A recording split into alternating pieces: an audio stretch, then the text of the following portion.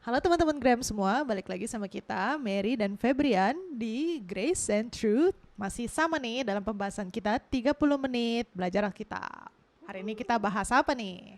Jadi kan kemarin kita udah bahas banyak tuh ya. Kita udah sampai Musa. Musa di padang gurun mengingatkan kita bagaimana kita sebagai gereja Tuhan juga harus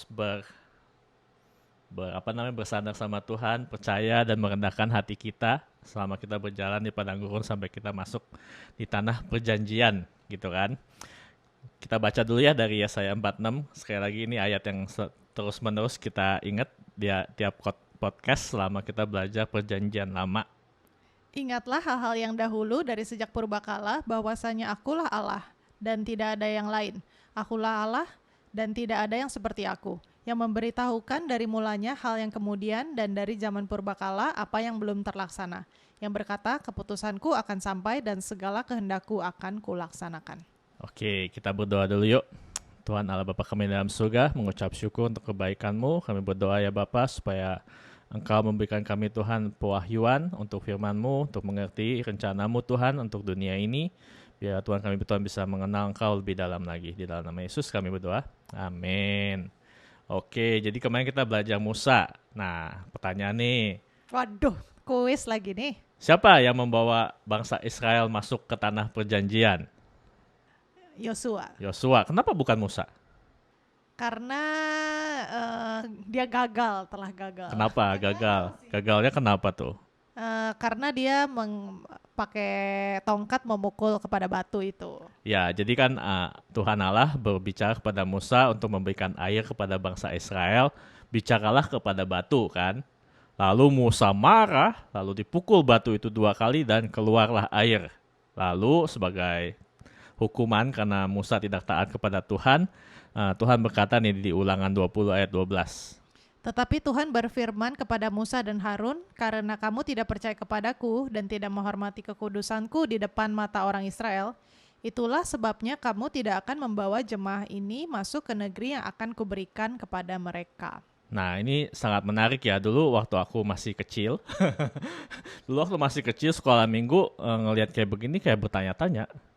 Aduh, kok nggak adil banget ya. Musa tuh udah 40 tahun loh di padang gurun, sudah memimpin bangsa yang tegar tengkuk, yang susah diatur gitu kan. Terus karena hanya kesalahan 1 kali ini, dia tidak masuk gitu ke tanah perjanjian. Dia tidak membawa bangsa Israel ke tanah perjanjian. Kamu pernah berpikir begitu nggak? Iya, sama. Kayak, kok nggak adil ya? Kayak, kenapa begitu gitu kan? Terus kita bertanya-tanya gitu. Tapi lama-kelamaan setelah aku dewasa, aku mulai mengerti bagaimana cara Tuhan tuh bekerja gitu. Kalau di sini kita semua mungkin ada yang mau menjadi pemimpin, kita harus hati-hati. Soalnya menjadi pemimpin, apalagi pemimpin gereja atau pemimpin seperti mungkin kelompok kecil gitu ya, ekspektasi manusia tuh tinggi loh buat kita. Hidup kita akan dilihat, kok pemimpin gereja suka clubbing ya gitu kan, ditanya-tanya, kok pemimpin gereja suka gosip ya. Itu kan ekspektasi manusia kan, tapi ternyata Tuhan juga punya ekspektasi yang tinggi buat pemimpin gitu. Di Lukas 12 ayat 48, Setiap orang yang kepadanya banyak diberi dan daripadanya banyak dituntut. Dan kepada siapa yang banyak dipercayakan, daripadanya akan lebih banyak lagi dituntut. nah makanya ini harus hati-hati. Kalau Tuhan mempercayakan kita sesuatu, Tuhan akan menuntut juga dari kita. Responsibility dan tanggung jawab kita tuh lebih kalau kita menjadi pemimpin. Makanya Musa ini pemimpin gitu. Makanya Tuhan menuntut lebih banyak dari Musa. Apalagi dia sudah melihat Tuhan, dia berbicara sama Tuhan gitu kan. Makanya Tuhan menuntut lebih banyak lagi dari Musa. Makanya karena satu kesalahan saja, dia tidak jadi masuk ke tanah perjanjian. Tapi kenapa cuman ketok? Emang ketok dosa? Ya, makanya kita mau lihat ya lebih dalam lagi. Tapi ini juga sebenarnya ini menyangkut hati kita gitu kalau melihat hal ini. Kayak lihat aja, Musa aja nggak marah. Kok kita marah? Maksudnya marah apa? Oh, kalau nggak masuk ke tanah perjanjian, tapi dia nggak komplain gitu ya, nggak nuntut. Ya, buktinya dia masih menulis kitab Ulangan sampai habis gitu kan.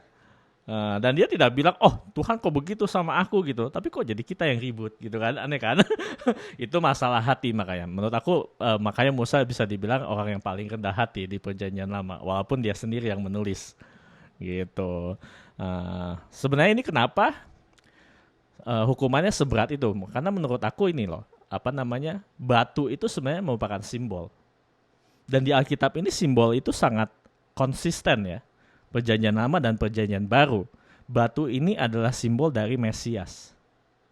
Mesias ini semua di Perjanjian Lama, Perjanjian Baru itu simbolnya itu batu. Coba kita baca 1 Korintus 10 ayat 3 sampai 4. Mereka semua makan makanan rohani yang sama dan mereka semua minum minuman rohani yang sama. Sebab mereka minum dari batu karang rohani yang mengikuti mereka. Dan batu karang itu ialah Kristus. Nah, di sini Paulus menulis kita tuh harus belajar ketika bangsa Israel itu ada di padang gurun, dia bilang begitu. Makanya ini mengucapkan tentang mana dan juga air di sini tuh air dari batu karang yang dipukul Musa tersebut. Nah, di sini Paulus bilang batu karang itu ialah Kristus. Jadi simbol batu itu selalu menunjukkan kepada Kristus. Ini banyak banget kalau kita lihat di Daniel 2 ayat 3-4, batu yang dipotong itu adalah kerajaan Kristus. Lalu kita tahu juga kan batu penjuru kan. Batu penjuru itu ada di Mazmur 118, 22-23, Yesaya, Matius 21 ayat 42, Markus, Lukas, Kisah Para Rasul, Efesus. Itu semua mengatakan kalau Yesus itu batu penjuru yang ditolak. Batu yang ditolak itu menjadi batu penjuru yang dimana adalah dasar gereja. Yesus itu adalah batu penjuru dari gereja. Makanya di sini kalau kita pikir-pikir, kejadian air yang keluar dari batu itu terjadi 2 kali sebenarnya. Kapan lagi ya? Awal-awal mereka masuk padang gurun, ini bangsa Israel bersungut-sungut juga. Lalu Tuhan bilang kepada Musa di Keluaran 17 ayat 1-7, pukul batu itu akan keluar air. Dan Musa obey di situ, taat. Dia pukul keluar air. Gitu kan. Nah, di di Bilangan 20 ayat 1-13, Tuhan bilang jangan dipukul tapi bicaralah. Tapi karena mungkin Musa ingat zaman dulu, kok ini nggak ngerti-ngerti juga nih bangsa Israel gitu kan. Dia pukul 2 kali. Padahal sebenarnya kalau Musa berbicara itu sebuah tipologi yang luar biasa.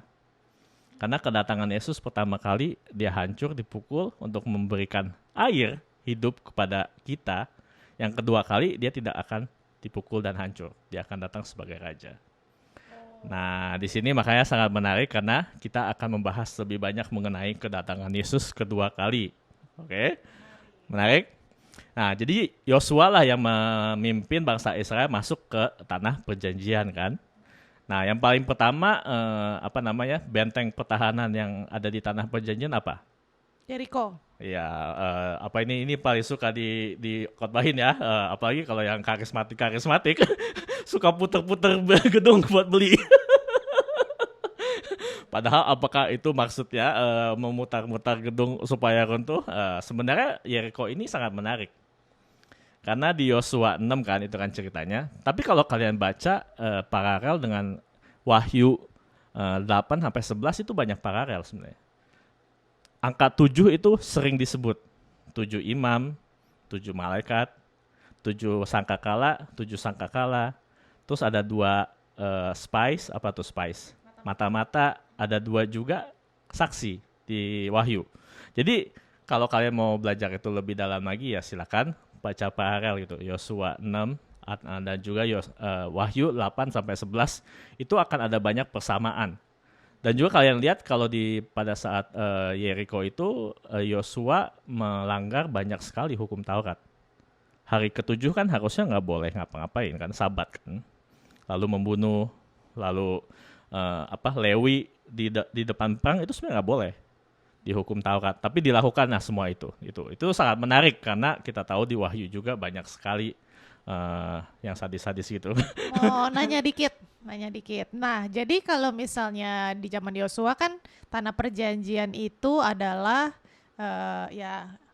tanah Kanaan. Ya, kalau misalnya di kita apa nih yang zaman sekarang?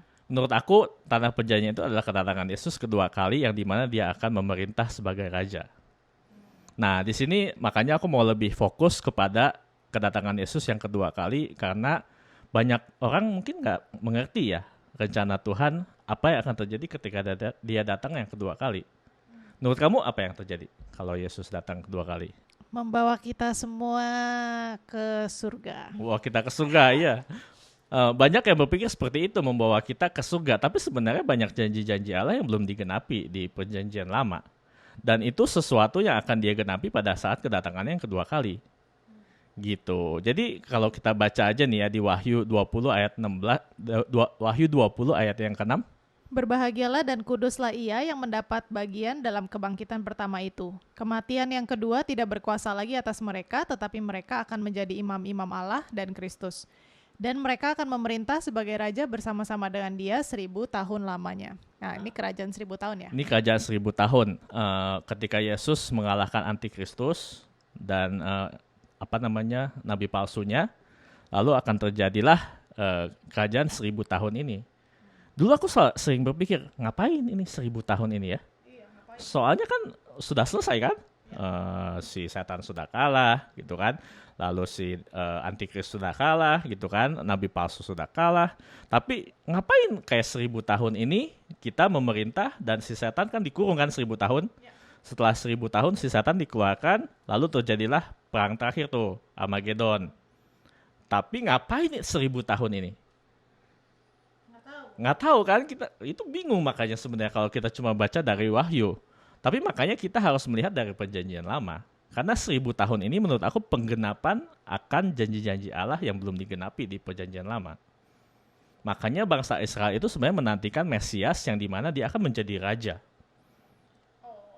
Gitu, di Kisah Para Rasul 1 ayat 6 sampai ke 7. Maka bertanyalah mereka berkumpul di situ, Tuhan, maukah engkau pada masa ini memulihkan kerajaan bagi Israel? Jawabnya, engkau tidak perlu mengetahui masa dan waktu yang ditetapkan Bapa sendiri menurut kuasanya. Ya, jadi di sini pandangan orang Yahudi itu Mesias itu akan memulihkan kerajaan bagi Israel. Dan menariknya di sini Yesus tidak berkata, oh kerajaan itu sudah datang, ada di hati kamu. Iya kan? Dia bilang, kamu nggak perlu tahu kapan waktunya. Berarti dia tidak membantah dong. Ya. Kalau Yesus suatu saat akan memerintah dan memulihkan kerajaan bagi Israel. Karena dia adalah anak Daud yang dimana akan menjadi raja bangsa Israel gitu kan. Seru nih ya, soalnya di detik sekarang ini yang kita lagi syuting ini Israel lagi perang nih sama Palestina. Ya, makanya ini sesuatu yang harus kita mengerti karena kita, menurut aku ya, kita lagi berada di zaman yang kita bisa melihat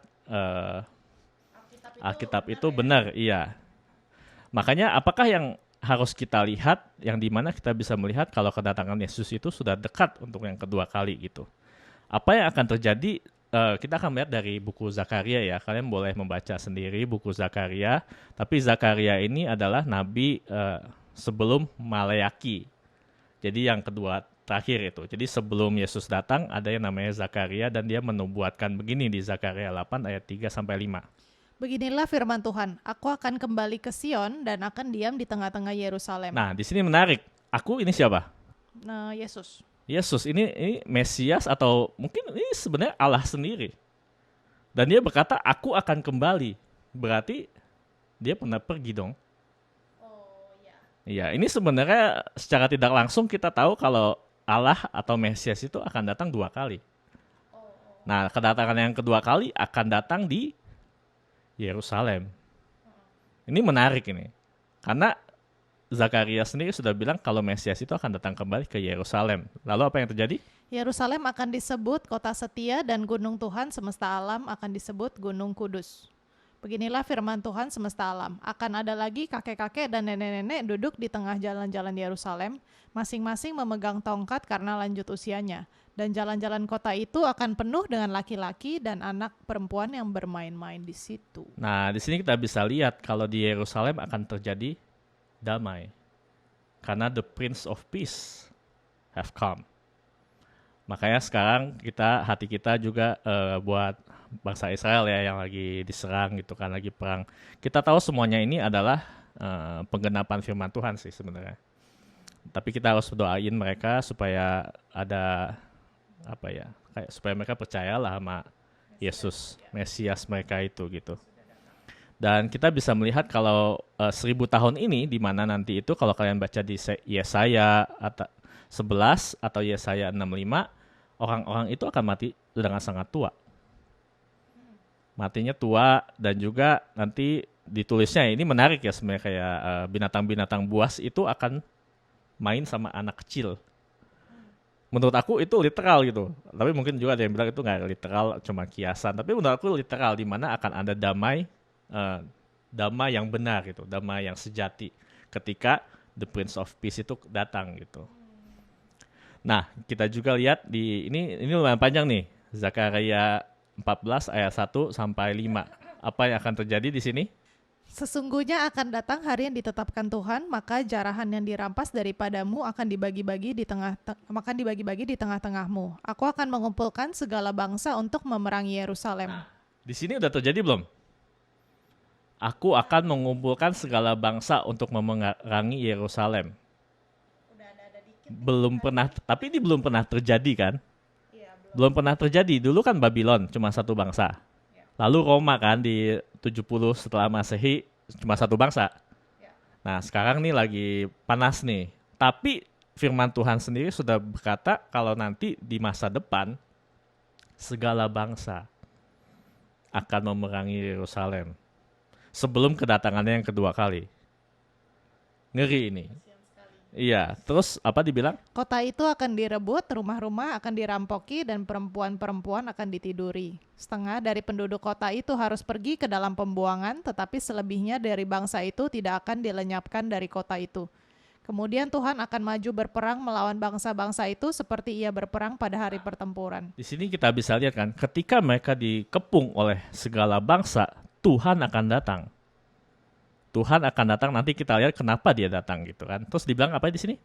Pada waktu itu kakinya akan berjejak di Bukit Zaitun yang terletak di depan Yerusalem di sebelah timur. Ini menarik ya, kita kan pernah ke Bukit Zaitun ya. Dan di situ kalau dilihat itu sebenarnya banyak makam-makam. Nah, kalau misalnya orang Kristen nggak percaya kalau Mesias akan menjejakkan kakinya di Bukit Zaitun, sebenarnya orang-orang yang di seberang sana lebih percaya itu. Dia akan datang di Bukit Zaitun, dan ketika kakinya meletakkan di situ, itu akan terjadi apa di sini? Di sini Bukit Zaitun itu akan terbelah dua dari timur ke barat, sehingga terjadi suatu lembah yang sangat besar. Setengah dari bukit itu akan bergeser ke utara dan setengah lagi ke selatan. Maka tertutuplah lembah gunung-gunungku, sebab lembah gunung itu akan menyentuh sisinya. Dan kamu akan melarikan diri seperti kamu pernah melarikan diri oleh karena gempa bumi pada zaman Usia, Raja Yehuda. Lalu Tuhan Allahku akan datang dan semua orang kudus bersama-sama Dia. Nah, di sini ada kita nih. Dan Tuhan Allahku akan datang dan semua orang kudus bersama-sama dengan Dia.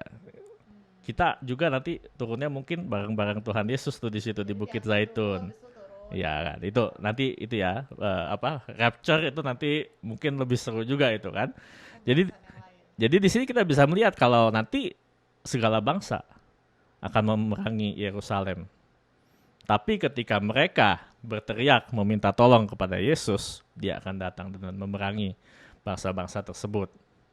Makanya kalau kita sekarang melihat peperangan seperti ini, kita harus mendoakan dan juga kita harus tahu waktu dan juga harus tahu bagaimana Tuhan itu mau merencanakan segalanya ini. Pertanyaan dong. Nah, ini kalau misalnya emang udah Tuhan menentukan seperti ini nih di dalam firman-Nya, apakah kita masih harus berdoa untuk damai Yerusalem gitu, peace for Jerusalem? Tentu saja kan, itu memang akan terjadi. Ketika Yesus datang, peace akan datang. Oh, jadi doanya ya seperti kayak, oh Tuhan datanglah gitu ya, and set things right, bukannya ini. Sebenarnya paling penting kita berdoa supaya keselamatan akan datang kepada bangsa Israel. Ketika mereka percaya, Tuhan itu akan datang. Tapi sekarang ini, sekarang ini banyak movement yang menjangkau bangsa Israel dan mulai banyak yang percaya. Yang menurut aku itu sesuatu yang sangat menarik karena mungkin itu tanda kalau kedatangan yang kedua kali sudah sangat dekat. Kenapa aku bisa bilang begitu? Karena di Zakaria 12 ayat 10 dikatakan apa di sini? Aku akan mencurahkan roh pengasihan dan roh permohonan atas keluarga Daud dan atas penduduk Yerusalem. Nah, di sini menarik karena akan dicurahkan roh, ini roh pengasihan kurang asik ya. Bahasa Inggrisnya apa ya? Bahasanya grace and supplication. Mereka akan mendapatkan grace instead of only the law. Gitu kan. Dan akan diberikan kepada penduduk Yerusalem. Dan apa? Mereka akan memandang kepada Dia yang telah mereka tikam. Ini kalau bahasa Inggrisnya lebih bagus. They will look on him whom they pierce. Yang dimana kita tahu Yesus itu dipaku di kayu salib. Dan akan meratapi Dia seperti orang meratapi anak tunggal. Dan akan menangisi Dia dengan pedih seperti orang menangisi anak sulung. Nah, maka itulah Yesus akan datang. Karena dia juga berkata di Matius 23 ayat 38, apa katanya? Dan aku berkata kepadamu, mulai sekarang kamu tidak akan melihat aku lagi, hingga kamu berkata, diberkatilah Dia yang datang dalam nama Tuhan. Ini Yesus ya. Ini di sini Yesus kan lagi meratapi kota Yerusalem kan, karena kota Yerusalem tidak tahu waktu di mana dia datang. Padahal itu sudah ada di Daniel gitu. Tapi mereka miss gitu. Mereka tidak melihatnya kalau Yesus itu sudah datang. Mesias itu datang dan mereka kehilangan kesempatan tersebut gitu. Makanya Yesus bilang, kamu tidak akan melihat aku lagi sampai Yerusalem ini berkata, diberkatilah Dia yang datang dalam nama Tuhan. Jadi ketika mereka percaya, mereka meminta tolong karena segala bangsa sedang mengepung mereka, Yesus akan datang. Jadi merinding ya. Iya, makanya ini sebenarnya menjawab pertanyaan kenapa si setan tuh masih aktif. Biar Tuhan nggak berhasil menggenapi janjinya ya. Kalau misalnya the gospel, Injil itu datang kepada bangsa Israel, mereka percaya, Tuhan itu akan datang. Kalau misalnya kita percaya semuanya sudah selesai di kayu salib kan, sudah selesai kutukan dosa, semua sudah dibayar dengan penuh di kayu salib. Tetelestai kan yang kemarin aku cerita. Tapi si setan masih aktif loh. Kenapa? Karena masih banyak janji-janji Allah yang belum digenapi dan salah satunya ini. Kedatangannya yang kedua kali itu belum digenapi. Kenapa aku percaya Zakaria ini kita bisa lihat secara literal. Kan mungkin ada orang yang bilang, oh ini cuma kata-kata puitis gitu kan.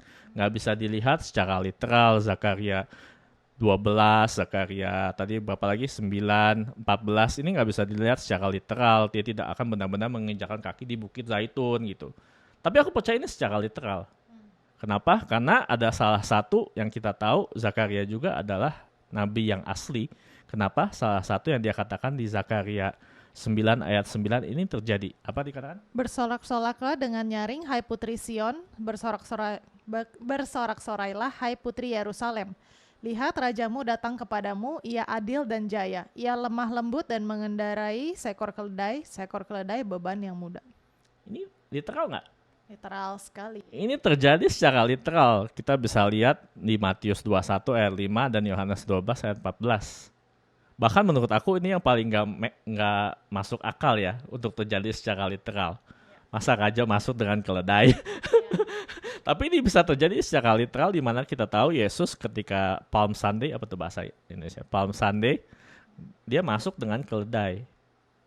Gitu. Makanya aku percaya yang lain, yang dari Zakaria yang lain akan digenapi juga secara literal. Dan kakinya akan menginjakkan Yerusalem di Bukit Zaitun. Dan semuanya itu gempa bumi akan terjadi ketika bangsa Israel percaya dan melihat dan memanggil Dia yang telah mereka salibkan. Gitu.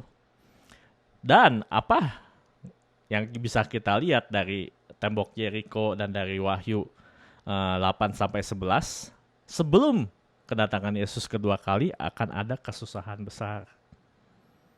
Kalau kita baca, Yesus sendiri bilang di Matius 24 ayat 21, sebab pada masa itu akan terjadi siksaan yang dahsyat seperti yang belum pernah terjadi sejak awal dunia sampai sekarang dan yang tidak akan terjadi lagi. Nah, sebelum kedatangan dua kali akan ada kesusahan yang sangat besar. Yang kalau bahasa Inggrisnya Great Tribulation ya. Jadi itu adalah sesuatu yang akan digenapi juga. Sebelum kedatangan kedua kali kita akan melihat banyak peperangan, rumors of war, apalagi kelaparan, gempa bumi, justru yang sekarang ini juga kita lihat mungkin kita sudah di ambang pintu saudara-saudara. Bagaimana ini? Jadi menurut kamu bagaimana ini? Kita harus siap-siap gitu dengan makanan kaleng dan mulai ngumpet karena kita di Amerika ini mengerikan sekali ini. Bagaimana menurut Anda Bapak Febrian? Kayaknya kita harus lebih percaya sama Tuhan Yesus. Karena aku percaya kita ya ada dua view ya buat this ya, kayak rapture itu kapan terjadi. Tapi aku percaya walaupun itu terjadi sebelum atau sesudah, Allah kita itu adalah Allah yang akan memelihara kita. Walaupun terjadi kesusahan besar, aku percaya kalau dia mau memanggil kita pulang lebih bagus gitu kan. Kalau kita masih di bumi ini mungkin kita masih harus menjangkau teman-teman atau saudara-saudara kita gitu kan. Tapi aku percaya Tuhan Allah kita akan memelihara kita seperti waktu zaman Sadrak, Mesak, Abednego gitu kan. Walaupun di api, tapi Tuhan bersama-sama dengan mereka gitu. Jadi ini udah nih. Jadi aku nanya dikit nih. Jadi kita sebagai orang Kristen harus gimana nih untuk menyingkapi kedatangan Tuhan yang kedua gitu. Kita kan dibilang sebagai gereja itu kan sebagai bride of Christ. Yeah. Apa tuh, mempelai Kristus gitu ya. Jadi harus gimana nih? Karena ada beberapa orang Kristen yang pikir, oh iya nih kita harus hitung-hitung nih kalender kalender bangsa Israel nih, kita harus kira-kira tahu nih kapan Tuhan Yesus datang yang kedua kali. Ada juga sisi kanan yang kayak, oh kita mah santai-santai aja lah, asal kita kenal Tuhan kan kita udah selamat. Nah, menurut kamu mengetahui dua tension tersebut gitu, apa yang sebenarnya lebih baik kita lakukan sebagai orang Kristen gitu? Menurut aku sih kita harus menanti-nantikan ya, karena kan Yesus sendiri bilang berjaga-jagalah, karena kamu tidak tahu kan kapan waktunya. Untuk orang yang suka menghitung-hitung dan memprediksi-prediksi itu ya Kan kalian. kamu juga itu. Aku kan ya itu buat pengetahuan aja gitu kan, tapi kan itu bukan harapan kita gitu. Jadi sebenarnya untuk tahu dan aware ya, yang penting kita aware loh dengan apa yang terjadi di dunia ini, dan juga kita aware dengan apa yang Tuhan katakan di firman-Nya. Kita tuh jadinya nggak perlu takut kalau dunia ini kacau. Karena pengharapan kita itu ada pada Kristus, yang dimana dia akan datang yang kedua kali. Justru itu bukan merupakan sesuatu yang kita takutin gitu loh, tapi sesuatu yang kita nanti-nantikan. Yang salah adalah kita tidak menanti-nantikan dia gitu. Jadi kita hidup untuk dunia ini aja gitu kan. Padahal kan sebenarnya itu bukan yang Tuhan mau kan. Yang Tuhan mau adalah kita menanti-nantikan dia, dan juga kita berbagi tentang Injil keselamatan itu kepada orang lain. Karena dunia ini sebenarnya kalau boleh dibilang dunia ini sudah ditentukan untuk hancur. Karena dunia ini cuma sementara gitu. Jadi kita harus lebih fokus kepada apa yang Tuhan bilang, dan juga kita harus lebih bersandar lah ya kepada Tuhan, karena kita tahu dunia ini memang sudah ditentukan untuk hancur gitu loh. Jadi Jadi apa yang menurut kamu adalah blessed hope gitu? Apa pengharapan kita yang ultimat lah sebagai orang Kristen? Ya kedatangan yang kedua kali. Itu yang kita nantikan lah. Jadi pada saat sekarang ini yang dimana kita sudah melihat peperangan, buat aku kita harus lebih dekat lagi lah sama Tuhan. Kita harus lebih banyak bersandar sama Tuhan dan percaya sama Tuhan, karena kalau nanti saat kedatangan kesusahan besar itu dan kita masih di sini, pada saat itulah iman kita semua ini akan diuji, saudara-saudara. Oke, sip kalau gitu. Ada lagi? Udah, bagus sekali. Oke, sip. Nanti kita terusin di zaman hakim-hakim ya, di mana mereka melakukan apa yang benar di mata mereka sendiri, dan itu sebenarnya hidup di mana kita sekarang ini gitu. Semua orang melakukan apa yang benar di mata mereka sendiri. Jadi nantikan podcast selanjutnya. Dadah. God bless you. God bless you.